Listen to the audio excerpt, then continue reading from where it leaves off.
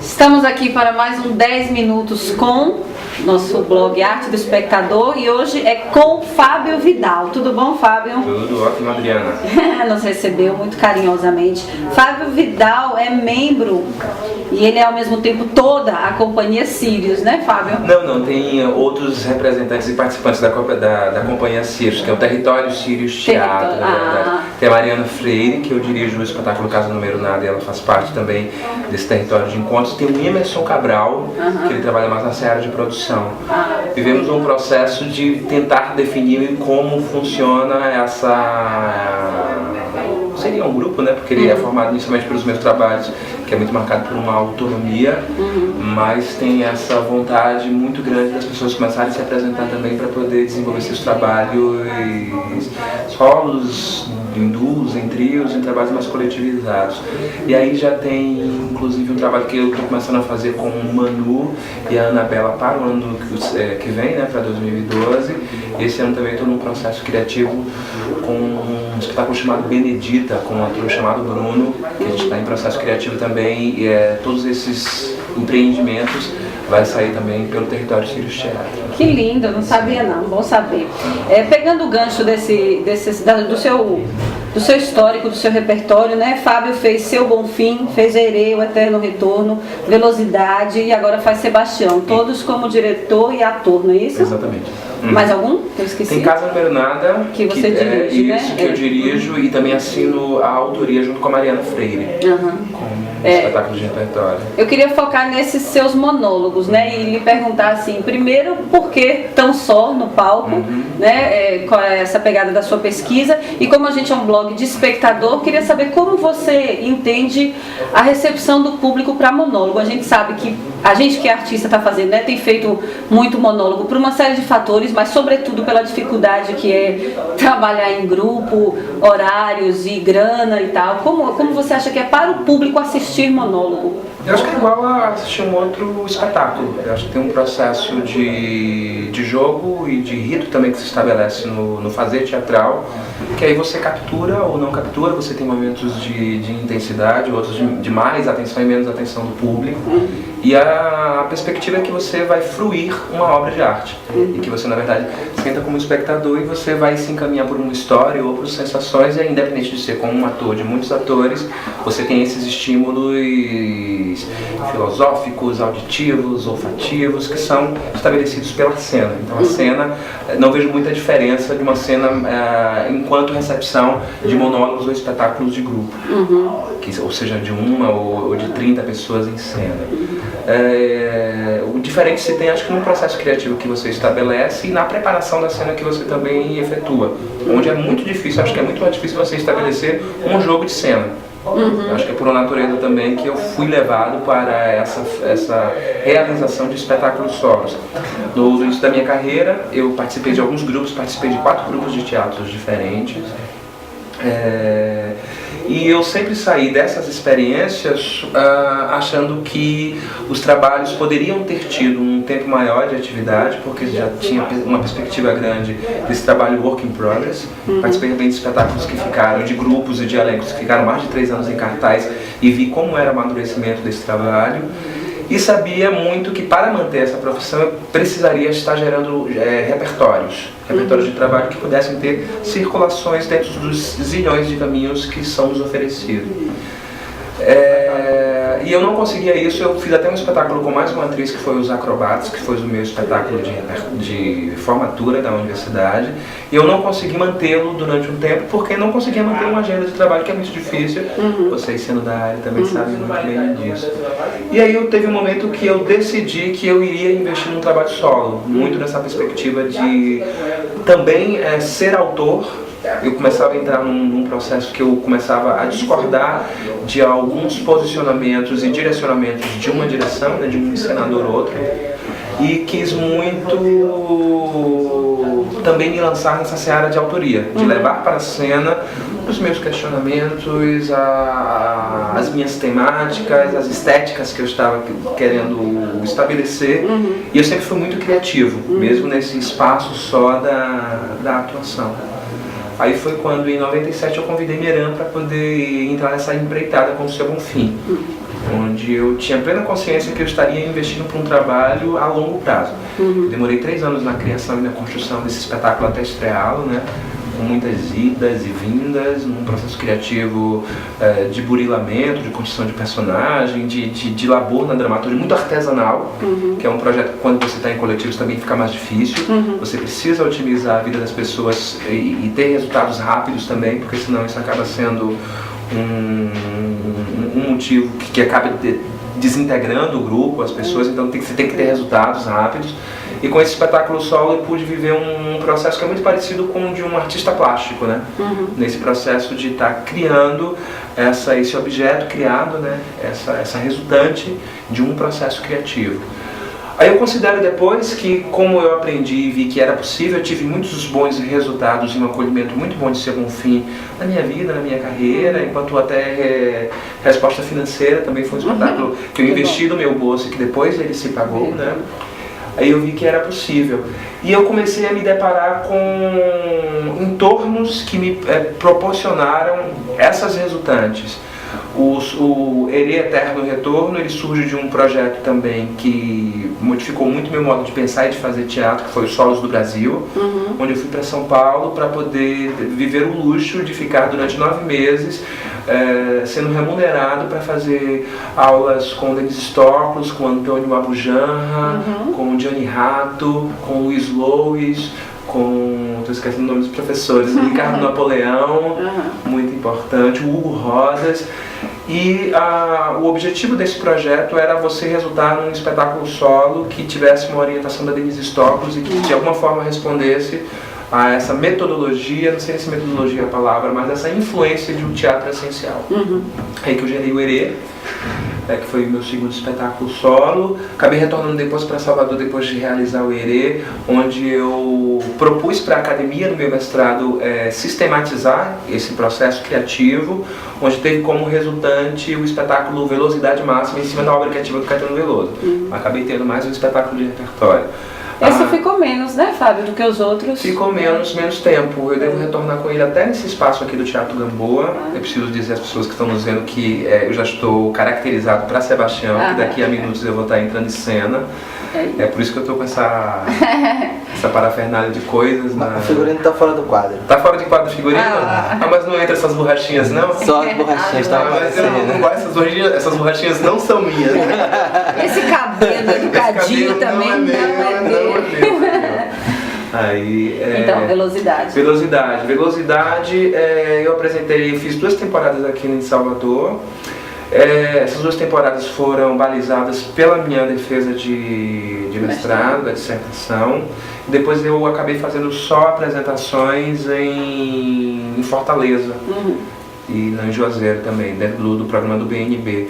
Mas depois eu não tive uma constância como eu tenho nos outros espetáculos com ele. Essa é uma das questões que eu ia até te perguntar, vou interromper só um pouquinho, de ida a festivais, né? Você tem uma frequência boa de festivais, né? Sim. E como é que você sente o público desses diversos lugares que você vai? E do interior, que eu sei que você tem uma entrada no interior da Bahia também muito legal. Você consegue perceber diferença nos espectadores ou no público, né? Se a gente pensar.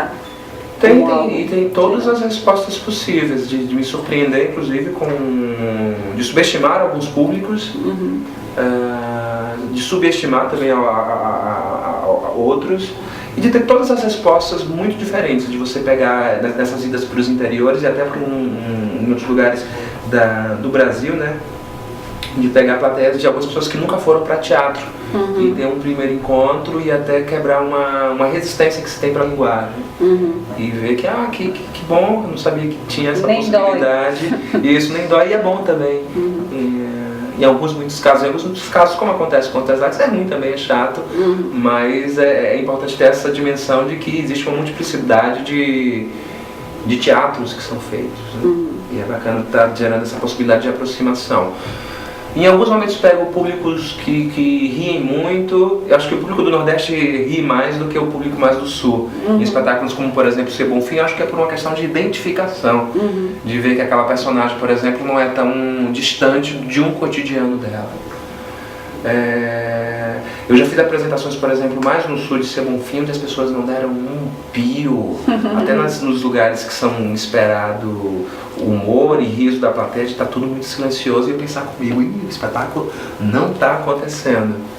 O que não era uma verdade, era só uma outra fruição diferente do público, né? E aí, como eu lido com espetáculos que tem muitos elementos misturados de drama, de tragicidade, de comédia também, e algumas vezes eu boto um conteúdo de uma forma risível, e em alguns lugares a leitura desses elementos são muito peculiares. Beleza. Aí para encerrar... Só um minuto. Plano 2. Então, pra gente ir concluindo, fale um pouquinho. Depois de Velocidade já foi Sebastião, né? Isso, teve Casa Número Nada depois, que foi um processo que a Mariana me convidou para poder compartilhar com ela. E eu tô aqui só recusando a pobre da Casa Número Nada. Casa Número Nada é porque desculpa, Mariana, eu te amo. Desculpa, querida, fale de Casa Número Nada. E onde de algum modo eu pude orientá-la e aplicar também essa metodologia de criação para um outro artista. E eu pude contar, na verdade, com todo a confiança e o comprometimento de Mariana Freire na realização desse trabalho, que eu tenho um maior orgulho, que a gente vai estar também voltando para a cena com ele muito breve. Que lindo. E aí Sebastião, que é o que vai pro Vi, quero comentar, e que vai pro Gol do Espetáculo também. Sim, sim. Como tá, Sebastião? Sebastião tem me dado muitas alegrias. Algumas pessoas têm falado, e eu estou percebendo isso também, que eu acho que chego num processo de maturidade desse modo de trabalho que eu estabeleci. Um detalhe mínimo é que ele ganhou o prêmio de melhor ator com esse espetáculo, né? Só para comentar. Esse reconhecimento do trabalho de Sebastião. E uma alegria de ter sido indicado também pelo texto do trabalho. Eu consegui realizar, como eu passei por alguns outros processos criativos, eu acho que consegui fazer esse sabendo de alguns caminhos que eu não precisava tomar, e foi muito mais assertivo. Também pude contar com o luxo de ter uma equipe de produção que me acompanhou nessa trajetória de criação. E aí em Sebastião eu acabo me debruçando sobre um fato real. Eu pego como matriz um acontecimento, um avião que caiu há 4 anos atrás, numa localidade aqui próximo de Salvador, de Maracangalha, que é conhecido pela música do Dorival Caymmi. Eu vou para Maracangalha, eu vou. Nessa localidade caiu um avião com 5,5 milhões, que acabou sendo, esse presente do céu, né, acabou sendo um tipo de desgraça da cidade. E quando eu ouvi esse acontecimento, eu fiquei muito impressionado com a quantidade de elementos presentes nele, lidando com direitos humanos, né, porque foram quebrados esses direitos humanos, lidando com cobiça, com essa máxima de nossa sociedade que é o consumo, o dinheiro, lidando com o poder, com desmedida de poder, com uma cultura que é muito próxima, que é uma cultura nossa, onde eu podia também me debruçar. E aí eu criei esse espetáculo Sebastião, onde eu lanço essas questões para o público, né, de discutir esses elementos. E aí fui patrocinado pela Funarte para poder realizar esse processo criativo, e pude dedicar 5, 6 meses de minha vida só para essa função, de criar esse espetáculo e testar um monte de elementos que eu já tinha utilizado em outras cenas, novos elementos também desse processo criativo, contando com uma equipe muito grande me assessorando para a realização dessa cena, desse espetáculo. E insistindo na questão do público, você estreou esse espetáculo numa cidade do interior. Isso, foi na própria Maracangalha? Não, foi em São Sebastião do Passé. Depois eu retornei a Maracangalha para apresentar lá. Você apresentou em Maracangalha. Como foi? Foi bem especial, porque estava lidando com as pessoas, e foi muito bom ver esse reconhecimento delas. Elas ficaram muito alegres por esse espetáculo estar tratando sobre esse assunto. Eu sinto que a ferida já foi superada, é um trauma que é um elemento do passado na cidade. Até 2 anos depois, né, até 2009, ainda existia uma nuvem de medo, um clima de terror na cidade pelos ataques que aconteceram lá, mas hoje em dia é algo do passado. Eles falam que as pessoas que se beneficiaram, que pegaram dinheiro, já saíram da cidade. Então hoje em dia já é algo do remoto de Maracangalha. e ver esse tratamento, porque eu sei também que tem algumas pessoas que estão gerando outros trabalhos em cima desse tema. Mas foi muito importante estar voltando para lá, porque eu não tive um envolvimento grande com a comunidade. Eu voltei para lá depois que o espetáculo já estava realizado. Eu tive um material muito grande para processar já com essas investigações que foram feitas desse material midiático, de jornal, de telejornal também, desses materiais que foram publicados pela internet, por entrevistas que foram feitas por pessoas que de alguma forma souberam sobre o assunto e que passaram pela localidade. Beleza. E aí, dá um tchauzinho aí pro pessoal do Arte do Espectador, que tá lendo cada vez mais e comentando nas ruas, e tá muito legal fazer. Esse tchauzinho seu aí, uma mensagem pros leitores. Mensagem final. Bem romântico. Para os espectadores do Arte do Espectador? Eu chamo leitores ainda, porque né? eu escrevia mais, agora que eu tô colocando mais vida, mas posso repensar o termo também. De como é... Recados finais, eu tenho pensado muito no ser artista e de arte como modo de vida também. É uma escolha a ser feito, tem que ser olhado para a câmera mais do que para a Adriana. É uma escolha, você também é escolhido, né, pelo teatro para poder realizá-lo. Com todas as delícias e as desgraças que essa profissão acaba nos trazendo, de inconstâncias ou de não ter, na verdade, suportes e uma segurança, né, que essa profissão possa dar, eu creio que é uma ação que dignifica e promove uma melhoria das mentalidades, dos sentimentos, e toda vez que eu venho para a cena para poder realizar esses encontros com esses afetos, eu tenho a sensação de alguma forma estar contribuindo para a realização de um mundo melhor e geração de afetos e de bem-estar. É um trabalho realmente social. Aí queria deixar muito essa mensagem de que viva a arte, que precisamos injetar arte para consumir e para destruir todas as possibilidades de consumo besta que são impregnadas na nossa sociedade. Valeu, obrigada Fábio Vidal, Fábio Vital. Obrigado a vocês. Cadê o beijinho? Um beijinho. Tradicional.